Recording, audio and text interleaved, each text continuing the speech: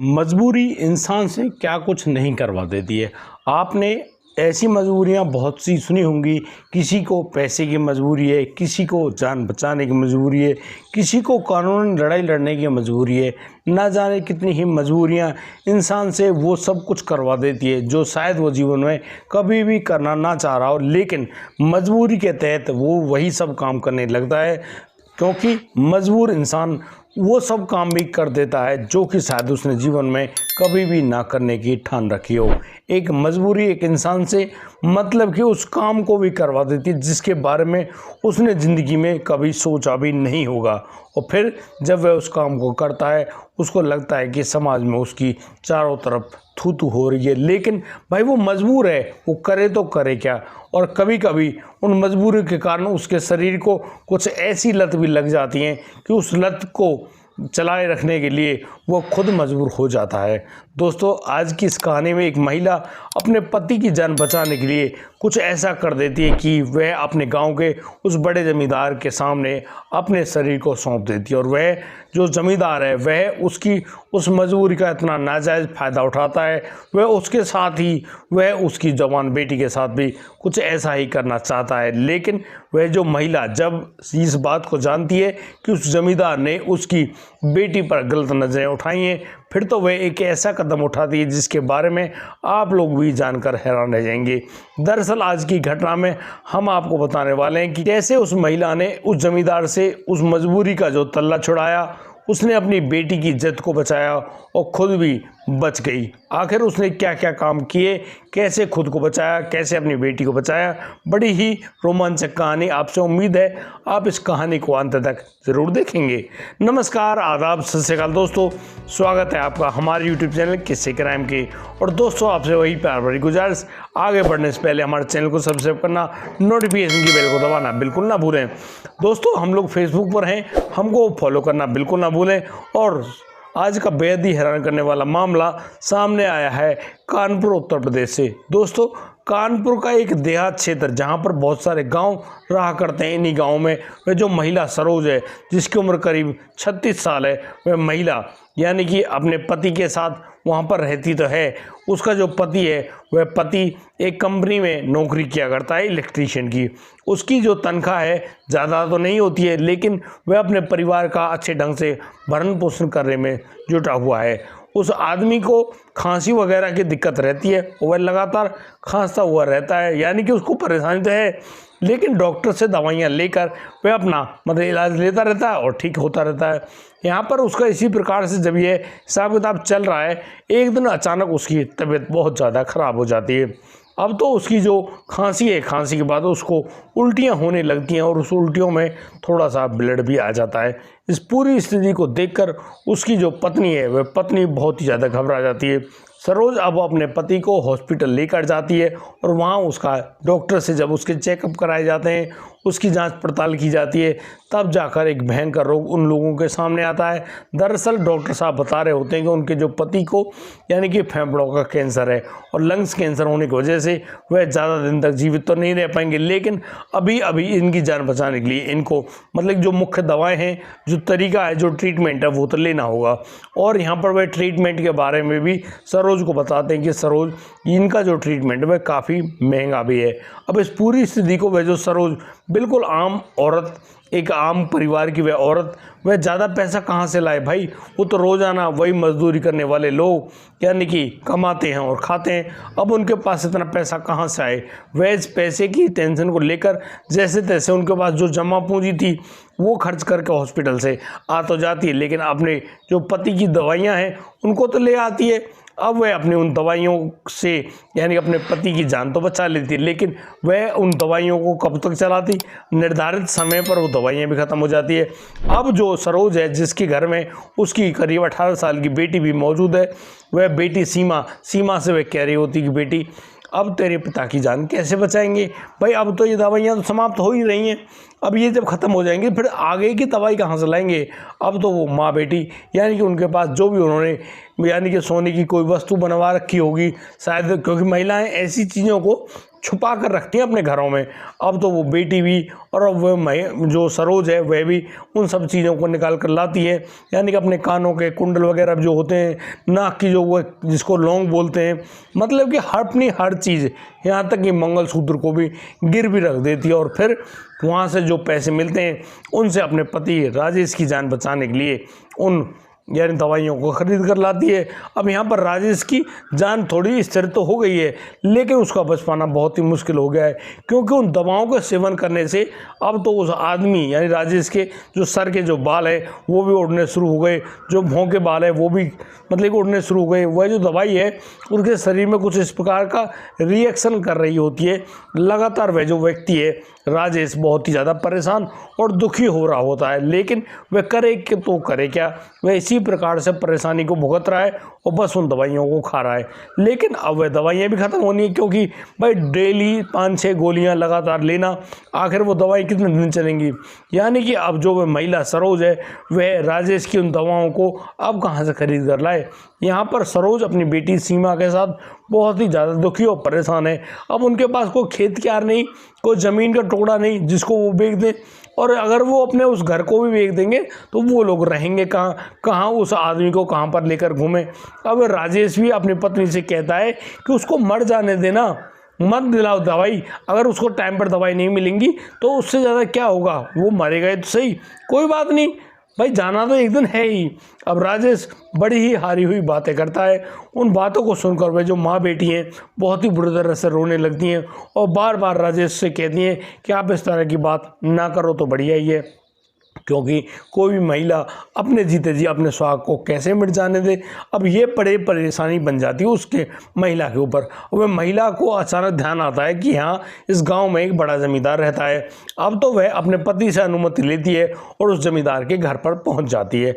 अब वहाँ उस घर में जो जमींदार, जिसका नाम जवाहर सिंह होता है, जवाहर सिंह जो कि एक आँख से मतलब कि उसकी एक आँख खराब है, काना व्यक्ति है, और वह अब उस महिला को सरोज को देखता है तो वह बिल्कुल चौंक जाता है और कहता है कि भाई वाह, आज आप लोग यहाँ पर कैसे। अब तो वह जो सरोज बड़ी ही मजबूर अपने आंसुओं को अपने साड़ी के पल्लू से छुपाती है और कहती है कि जनाब उनको कुछ पैसों की ज़रूरत है। दरअसल उनके पास कुछ ऐसी चीज़ तो नहीं है जिसको वह गिरवी रख ले, लेकिन वह आपसे विनती करने आई है कि आपसे जो भी पैसे बन पड़े उन पैसों को उसे दे दीजिए। अब यहाँ पर जवाहर उसकी मजबूरी तो समझ गया है। अब जवाहर उससे कहने लगता है कि देखो सरोज, वो तुम्हारी मदद तो कर देगा, लेकिन उस मदद को फ्री में नहीं करेगा, उसके लिए उस सरोज को कुछ ना कुछ तो करना होगा।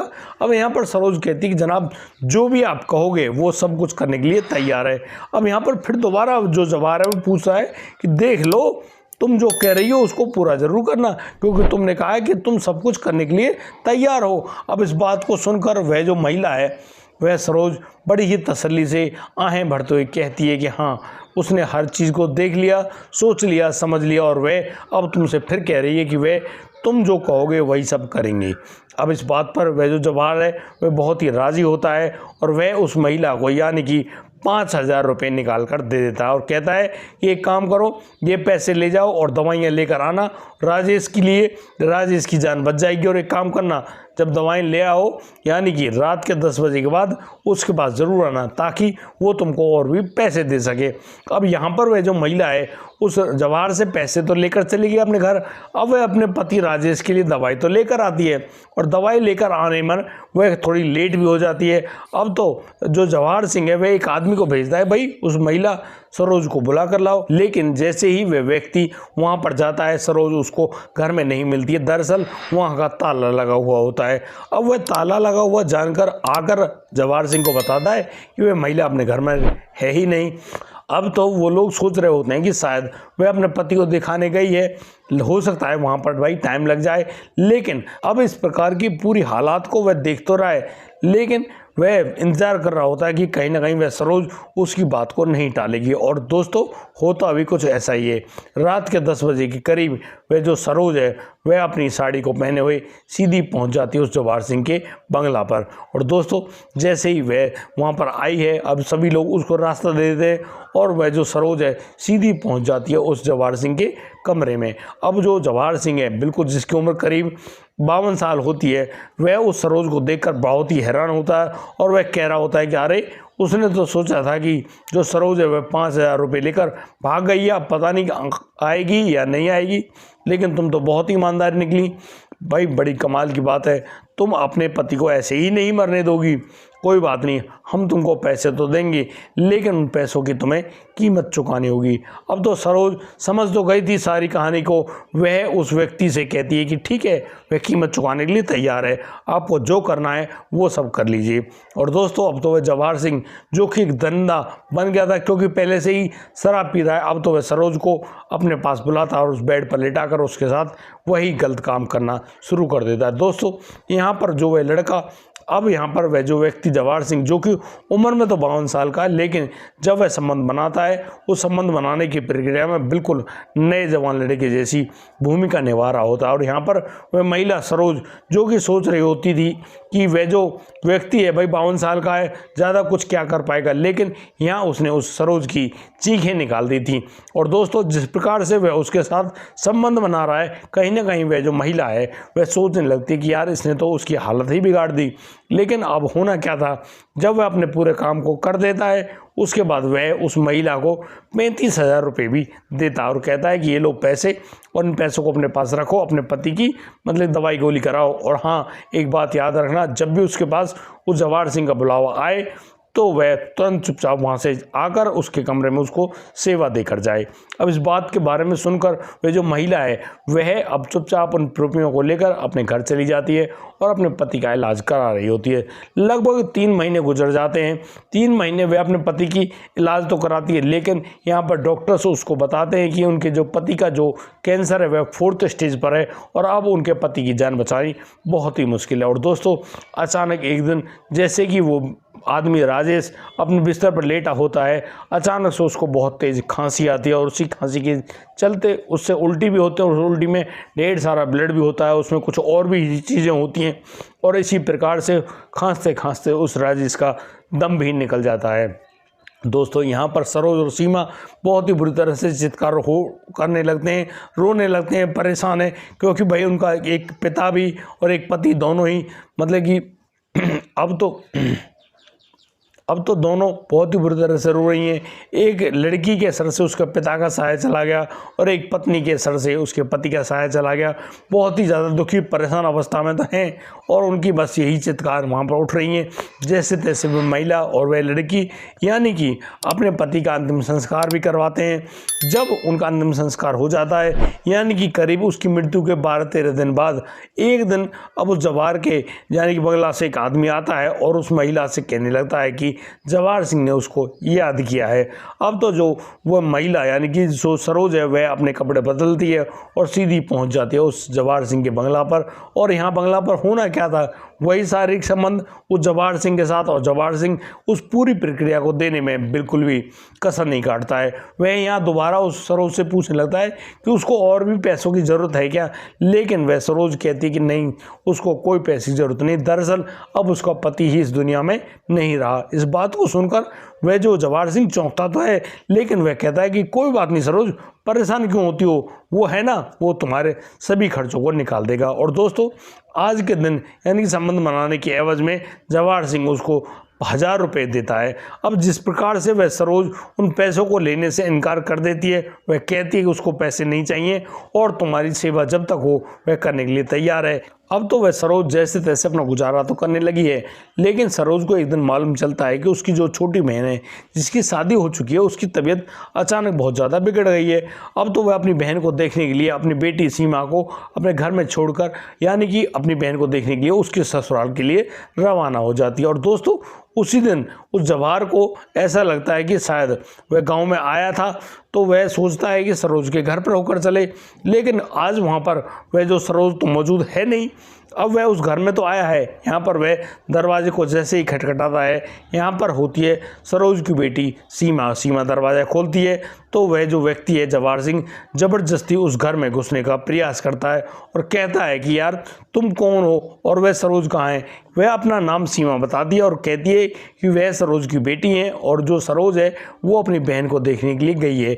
आज रात तक वो आ जाएंगी और जैसे ही वो आएंगी उस मतलब सरोज को आपके पास भेज देंगे। अब इस बात के बारे में वह व्यक्ति तो जान जाता है, लेकिन कहीं ना कहीं वह उस लड़की को घूरना शुरू कर देता है और अब तो उस आदमी की नीयत उस लड़की पर इतनी ज़्यादा ख़राब हो जाती है कि वह उस लड़की से यानी कि गलत काम करने की चेष्टाएं करने लगता है और उससे कहने लगता है कि बस उसको कुछ करने दो। लेकिन वह जो सीमा है वह अब उस यानी कि अपने किचन में से उस धारदार वस्तु को उठा लाती है और कहती है कि यदि तुमने कुछ भी उसके साथ गलत किया तो वह तुम्हारे साथ बहुत ही गलत काम करेगी और वह खुद को भी जान से मार देगी। अब इस बात के बारे में सुनकर वह जवाहर रुक जाता है और वह कहता है कि ठीक है, जब तेरी माँ आ जाए तो उसको बंगला पर भेज देना।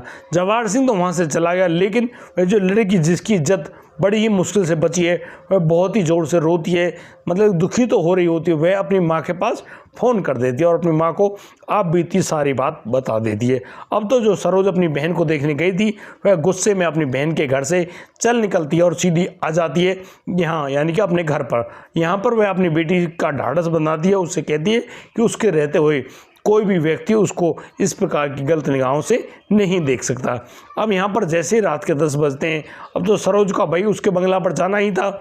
यहाँ पर सरोज अपने घर से उस वस्तु को अपने साथ लेकर जाती है छुपाकर और दोस्तों पहुँच जाती है उस व्यक्ति के घर। अब यहाँ पर यानी कि जब जवाहर सिंह देखता है कि सरोज आ गई है, अब तो वह जो जवाहर सिंह है शराब का सेवन करने में तो लगा ही था। वह सरोज से कहता है कि ठीक है, अपने कपड़े निकालो और चुपचाप लेट जाओ बेड पर। वह अभी आता है और दोस्तों इतना कहकर अब तो वह जो सरोज है वह अपने उस बिस्तर पर तो पहुंच गई है, लेकिन अब जब जैसे ही जवाहर वहां पर आता है वह जो महिला जवाहर से कहती है कि जवाहर साहब, वह कहती है कि आप अपने कपड़े निकालो और आज तुम बिस्तर पर लेटो और वह तुमको ऊपर से मज़े देने वाली है। अब जैसे कि सरोज ने अपनी पूरी तैयारी कर रखी थी, बस उसी प्रकार से यानी कि जो जवाहर है कपड़े निकाल कर लेट जाता है, सरोज भी बस कपड़े निकाल कर जैसे उसके बगल में आकर लेटती है वह तो अब उस जवाहर के ऊपर सवार हो जाती है और बस बड़े ही ज़बरदस्त तरीके से उनके संबंध बनना शुरू हो जाता है। यहाँ उस जवाहर को बहुत ही ज़्यादा आनंद आ रहा होता है और उसी समय अब तो वह जो सरोज है जो कि गुस्से में थी, बस अपने साथ उसी धारदार वस्तु को जिसको वह घर से छुपा कर लाई थी उसे लेती है और उसको उस जवाहर के गले पर फेर देती है। और दोस्तों जैसे ही वह चीज़ वहाँ पर चली है, अब तो वहाँ पर खून ही खून चारों तरफ में, यानी कि वह जो जवाहर है वह उफ तक भी नहीं कह पाता और बस वह अपने गले को पकड़ता है और अपने उस यानी कि बह रहे खून को रोकने की कोशिश करता है, लेकिन वह असमर्थ होता है और वह देख पाता है कि उसकी जान अब चली ही जाएगी। यहाँ पर महिला उसके ऊपर बनी हुई है और बस जैसे तैसे उसको ऐसे दबा रही है, पूरे मज़े लेने की पूरी कोशिश कर रही, क्योंकि उस महिला के सर पर खून सवार था। और दोस्तों अब तो सरोज वहाँ से उठ खड़ी होती है और बस अपने कपड़ों को पहनकर चुपचाप अपने घर पहुँच जाती है।